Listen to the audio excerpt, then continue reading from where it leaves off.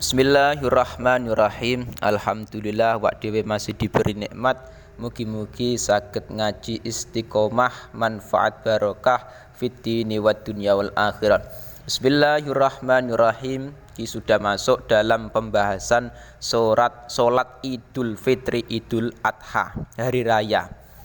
Faslun utai ki kono fasal suwiji. Takbire fasal wa sholatul idaini. Utawi salat riyaya loro iku sunnatun iku sunnah, sifate sunnah muakkadatun kang den kokohake. Jadi dalam salat sunnah iku ada yang namanya salat Idul Fitri dan salat Idul Adha. Idul Fitri iku berarti dilakukan tanggal 1 Syawal, Idul Adha dilakukan tanggal 10 Dzulhijjah, yaitu hari raya Idul Adha. Nah, hukumnya bagaimana? Dalam kitab takrib memang hukumnya sunnah muakkad. Nah, salat Idul Fitri Idul Adha itu dilakukan berapa rakaat? Nah, iku wahya utawi salat Idul Fitri Idul Adha idaini wahya utawi salat idaini iku rakaatani iku rong rakaat. Wahya utawi salat id iku rakaatani iku rong rakaat. Sifate yukabiru kang takbir sapa wong takbir fil ula ing dalem rakaat kang pertama. Oleh takbir ping pira? Sab'an kelawan pitu. Sifate siwa takbiratil ihrami kang sakliyane takbiratul ihram. Nah, dalam salat Id sendiri iku memang sunai dilakukan pada tanggal 1 Syawal yaitu Idul Fitri. Kalau tanggal 10 Dzulhijjah berarti Idul Adha iku sunnah hukume. Lah, tapi dalam salat Id sendiri iku dilakukan secara 2 rakaat. Tapi yang membedakan salat Id dengan salat biasa umumnya apa? Ada takbir. Sing pertama fil ula sab'an siwa takbiratil ihram. Dalam salat Id sendiri iku rakaat pertama iku ada 7 takbir selain takbiratul ihram. Jadi takbiratul ihram usolli sunatan ila akhirih, niat salat Id terus Allahu Akbar takbiratul ihram mengangkat 2 tangan. Lah setelah iku ada 7 takbir. Lah iki hukumnya 7 takbir iki sunnah. Nah, nantinya yang dibaca apa? Ada ulama yang mengatakan setelah takbir, setiap takbir itu membaca tasbih subhanallah walhamdulillah wala ilaha akbar. Iku ada yang mengatakan demikian. Tapi iku hukumnya sunnah, tidak wajib. Jadi misalkan sholat Id tanpa takbir 7 ya tetap sah, gak masalah. Jadi takbir 7 pada rakaat pertama dan ditambah takbiratul ihram. Nah iku berarti 8.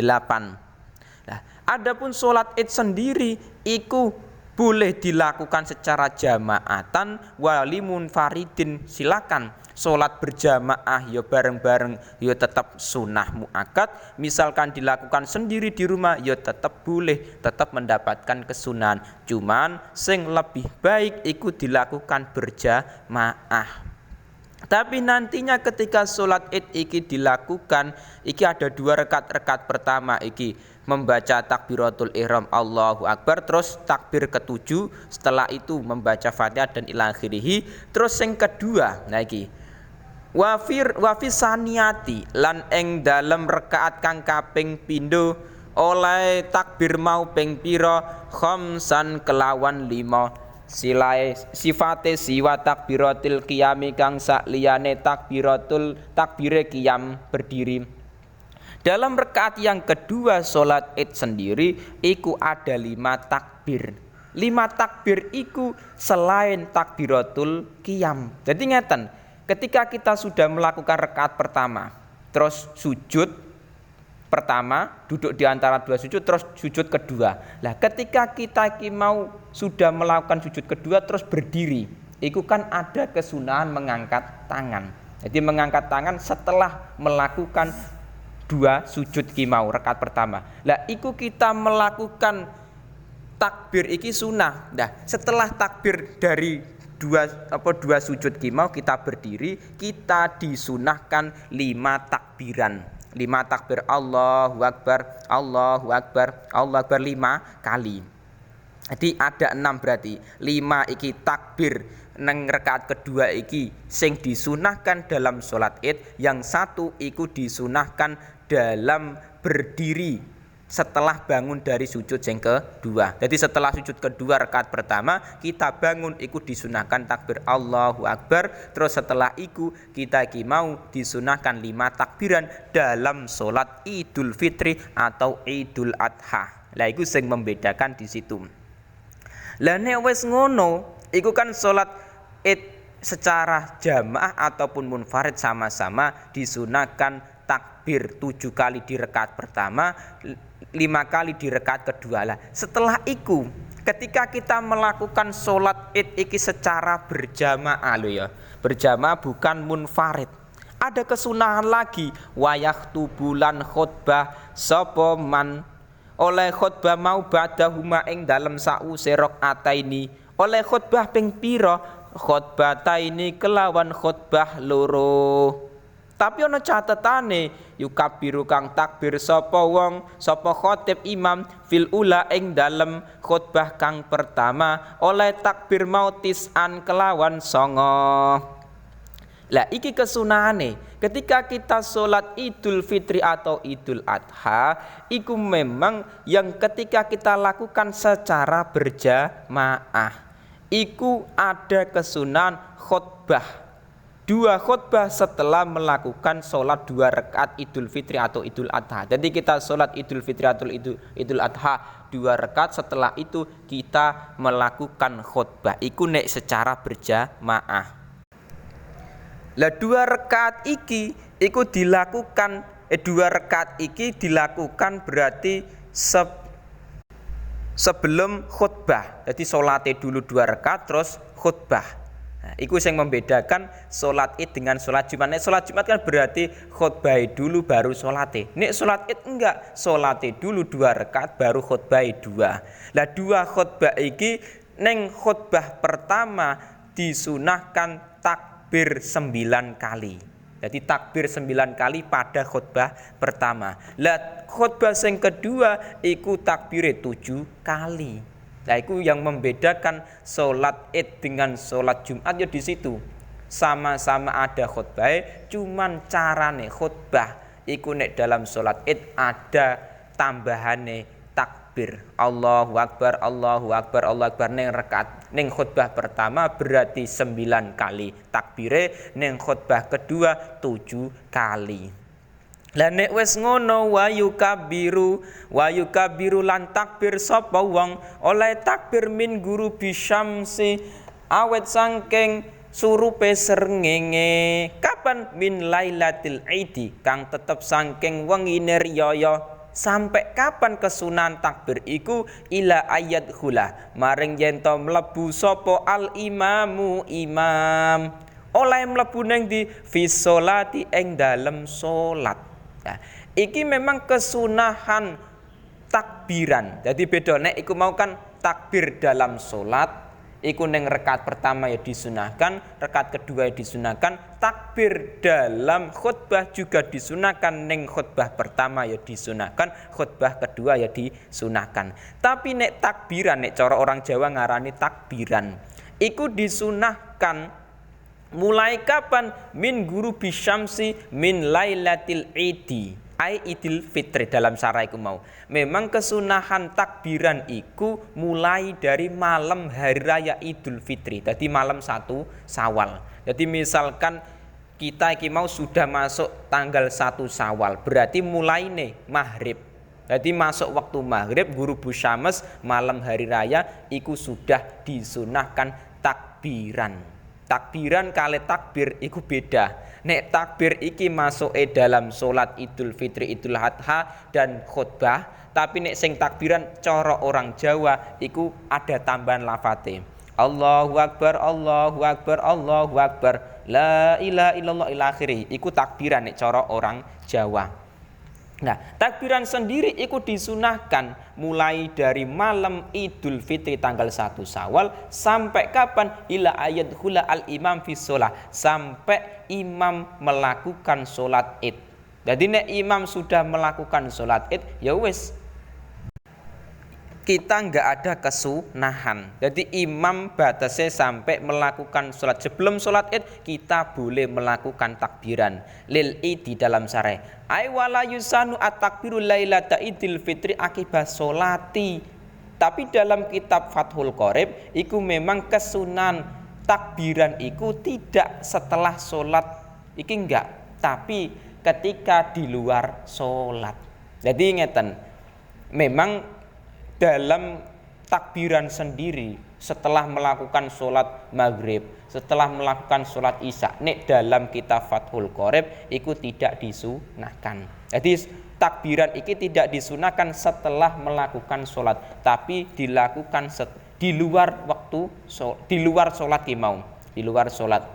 Tapi dalam Imam Nawawi beda lagi, walakinin Nawawi fil adzkar ikhtaro annahu sunatun. Memang Imam Nawawi sendiri dalam kitab Al-Adzkar beliau menjelaskan nek hukumnya tetap sunnah. Jadi setelah kita melakukan sholat maghrib tetap disunahkan takbiran. Nah, setelah melakukan sholat isya tetap disunahkan takbiran. Setelah melakukan sholat subuh tetap disunahkan takbiran dalam 1 Syawal Idul Fitri. Iku nek coro Imam Nawawi dalam kitab Al-Adzkar. Tapi nek Mbak Imam Ibnu Qasim dalam Fathul Qorib yang disunahkan iku ketika di luar sholat. Jadi setelah sholat enggak ada kesunahan aslinya seperti iku. Setelah sholat isya enggak ada kesunahan takbiran. Cuman takbiran iku disunahkan nek memang di luar sholat. Iku mau. Jadi ada perkhilafan. Ketika kita mengikuti Imam Nawawi silakan. Memang kebanyakan masyarakat iku memilih pendapat iki.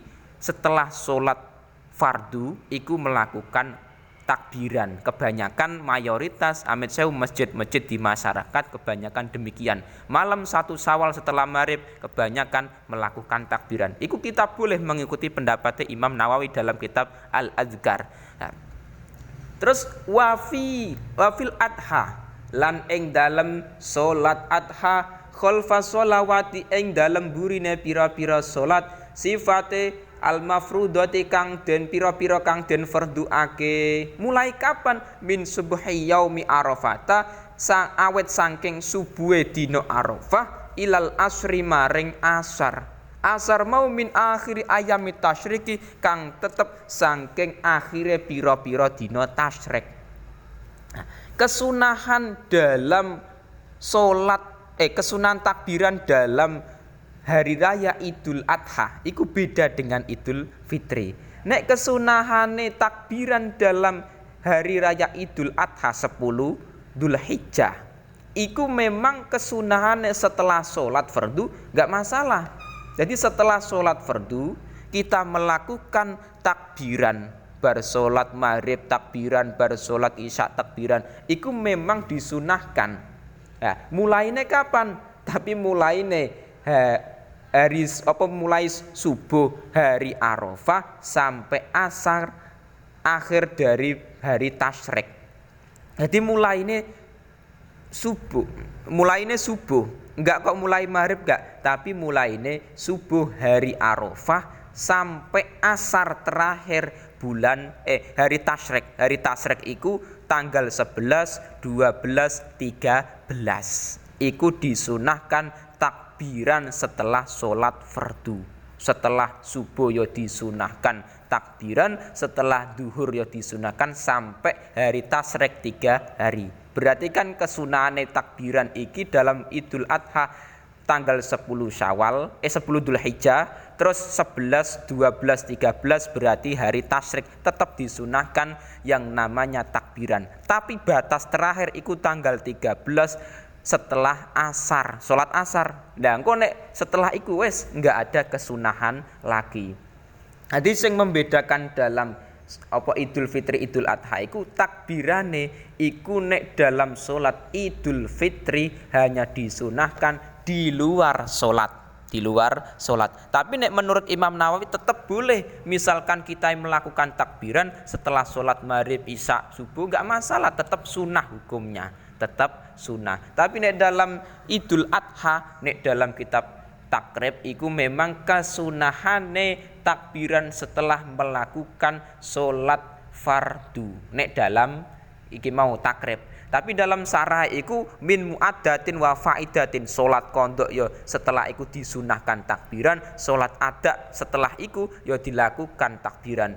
Dan nek salat rawatib tetap disunahkan wa kadza khalfa ratibatin wa nafli mutlaqin wa sholati janazatin. Salat sunah rawatib ya disunahkan takbiran. Jadi bar salat sunah rawatib terus kita melakukan takbiran tetap sunnah, sholat sunnah mutlak yo sama saja, sholat jenazah yo sama saja. Jadi nek dalam Fathul Qorib iku memang kesunane takbiran iku tidak hanya di sholat fardu. Setelah sholat fardu enggak, tapi sholat selain fardu juga disunahkan takbiran pada hari raya Idul Adha dan 3 hari tasyrik.